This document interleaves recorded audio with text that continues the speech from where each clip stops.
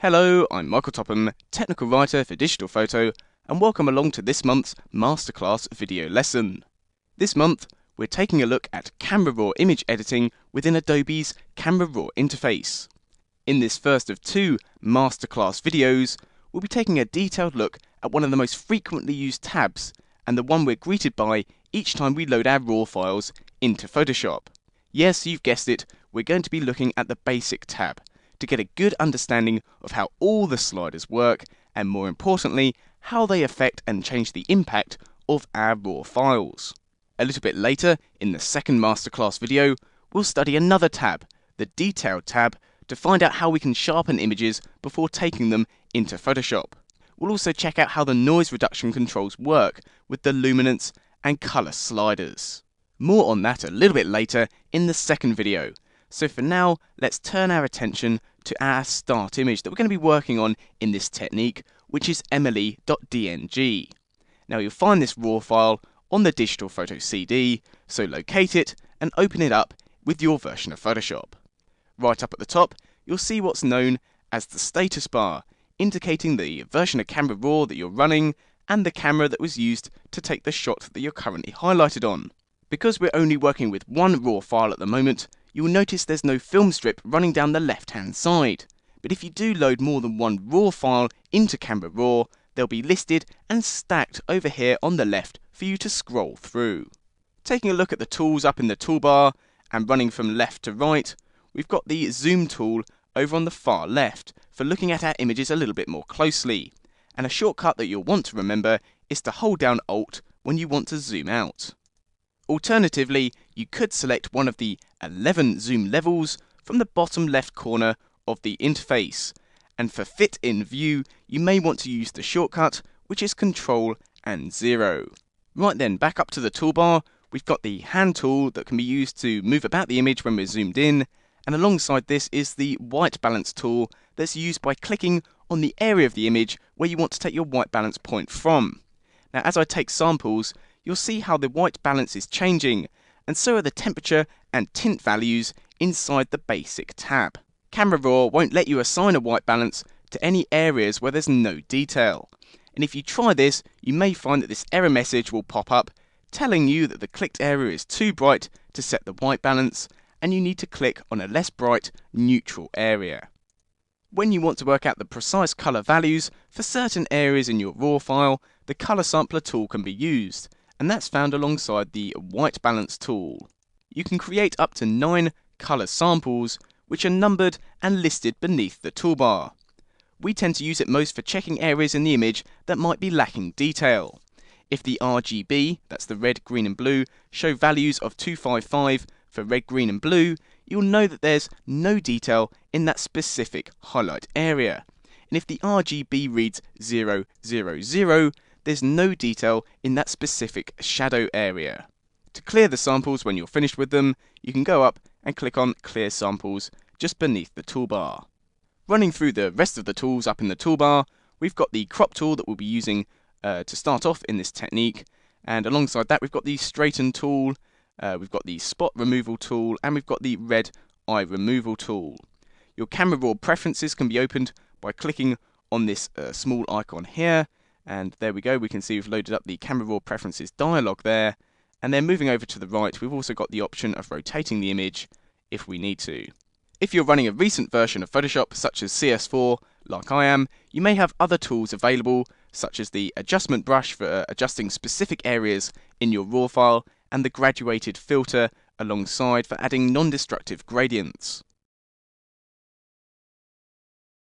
So now that we've taken a good look at the tools up in the toolbar, we can get stuck into the technique. The first thing that we want to do is we want to crop the image a little, so hit the letter C to enter the crop tool and then drag out a crop box across the entire image. Hold down the Shift key to constrain the proportions and then drag in the crop box a little from the top right and a little bit from the top left. And then when you're happy with your crop, you can hit Enter to apply it.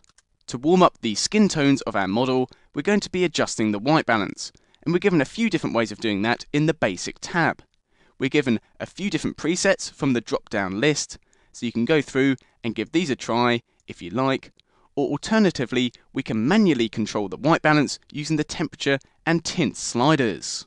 Now I want to be really precise with my white balance in this photograph, so what I'm going to do is I'm going to take hold of the temperature slider and drag this over to the right just to increase the warmth in the skin tones there. I'm just dragging this over to the right, and I'm going to set it to a value of 6,800. The tint slider below is great for fine-tuning the white balance, and we can drag that over to the right. We can see there we're warming up the skin tones, and if we drag it over to the right, we're just cooling down the image a little bit. And we want to set the tint on this occasion to a value of -10. Whenever you're adjusting the white balance in your raw file and you need that fine, precise control, we'd always recommend that you use the temperature slider. The next slider down in the basic tab is the exposure slider, and we'll be using that very shortly. For now though, I'm going to hit the letter O on the keyboard to reveal the highlight clipping warning. The red areas in the image signify the points where detail has been lost and the highlights have blown out. There's one slider in the basic tab that's fantastic at recovering highlight detail, and that's the recovery slider. So as we just drag this over to the right, we can see that we're just returning detail to this raw file, and I'm just going to drag this over, and we want to set the recovery to a value of 65.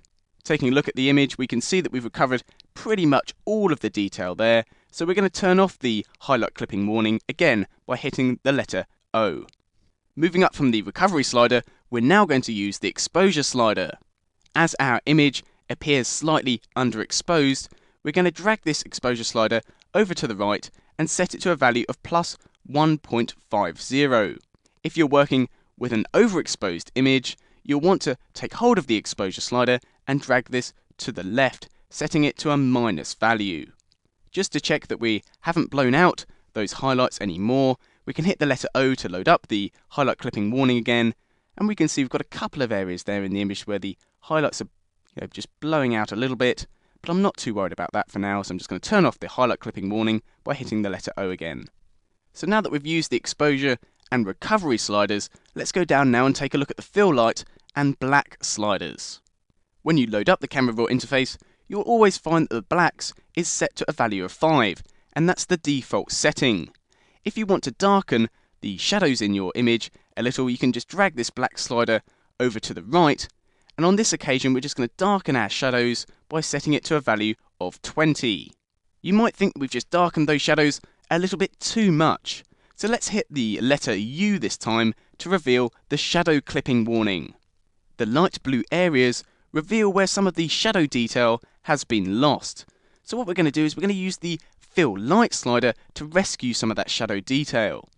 Taking hold of the fill light slider and just dragging this over to the right, we can see there that we're just revealing some of the detail in the shadows, and the blue areas are starting to disappear, and then we can just scroll through the image using the hand tool or holding down on the space bar, and just to check some of these areas down here as well, just underneath the legs there. I'm just going to increase the fill light slider a little bit, and we're going to set this to a value of 55. We can now see that the shadows contain more detail than they previously did. So now that we've used the fill light and black sliders, let's take a look at the brightness and contrast sliders. Dragging the brightness slider over to the left reveals that just kind of darkens and makes the image look a bit more flat. And we're not wanting that, so we're just going to move this back over to the right, and we're going to leave it at its default setting, which is +50. The contrast slider beneath makes your highlights marginally lighter and the shadows slightly darker. But pushing it over to the right, we can see we're really punching up the image, and we can really see the contrast there doing its job, and we're going to set the contrast to a value of +50. So having raced through and taking a look at these controls in the basic tab, we're left with the 3 sliders down at the bottom. That's the clarity, vibrance and saturation sliders. On top of global contrast adjustment, we can up the contrast in the midtones only with the clarity slider. Zooming into the image by hitting Ctrl and plus a couple of times, and then scrolling through with the hand tool, we can move the clarity slider over to the right to enhance the midtone contrast. And you should be able to see there, we can just see at the top of the hair that we're increasing the midtone contrast. But actually on this example, what I'm going to do is I'm just going to zoom out slightly and move through the image, and we're going to just take hold of the clarity slider and drag this over to the left to lose the hard edge.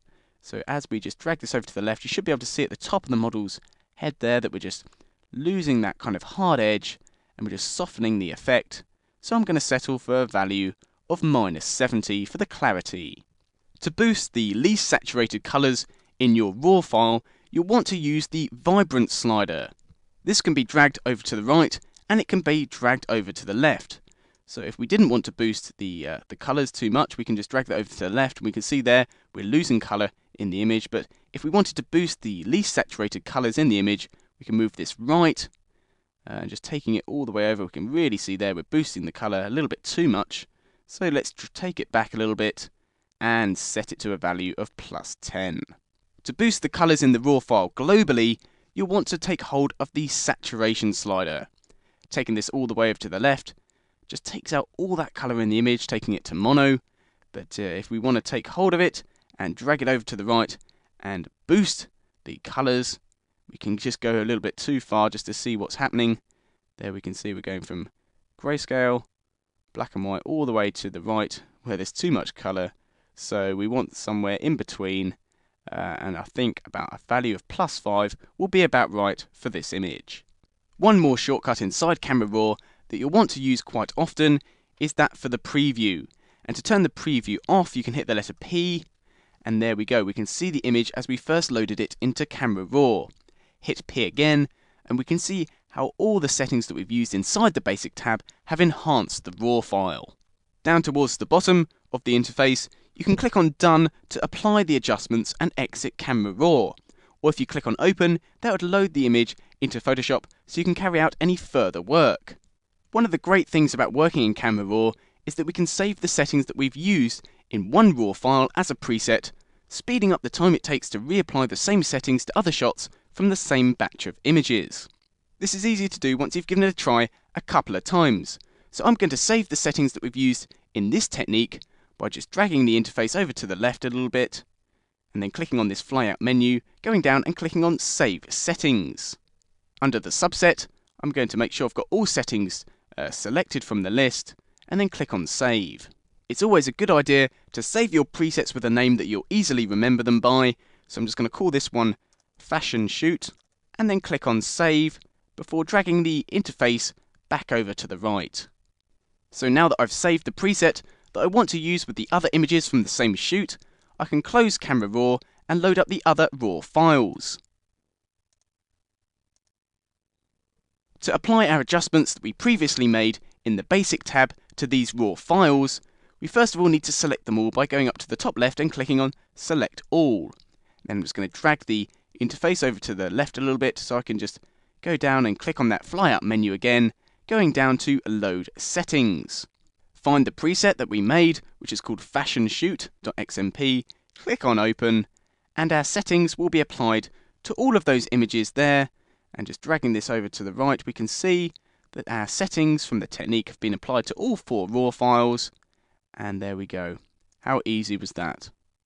In the second masterclass video, we'll be looking at the 6 sliders within the Detail tab to see how they can be used to sharpen our images and remove noise in high ISO shots.